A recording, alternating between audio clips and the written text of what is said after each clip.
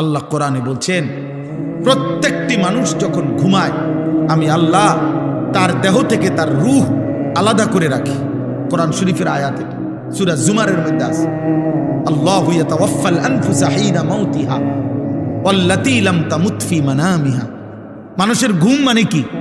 মানুষের ঘুম মানে মানুষের দেহ থেকে রূহ বিচ্ছিন্ন করো। ঘুম আসে কখন? আমরা তো চোখ বন্ধ করে থাকি অনেকক্ষণ, কিন্তু 2 মিনিট 5 মিনিট 10 মিনিট আধা ঘন্টা 20 মিনিট ঘুমায় না, এপাশ ওপাশ করে চোখ বন্ধ করে রাখছে, লাইট বন্ধ, সবই ঠিক আছে, কিন্তু ঘুম আসে না কেন?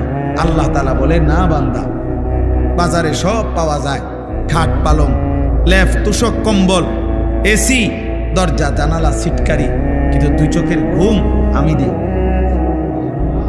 আর ঘুম দেই মানে রুহুটাকে আলাদা করি, এটাই ঘুম। আর পরে আমি চাইলে ফেরত দেই, আমি না চাইলে রেখে দিই।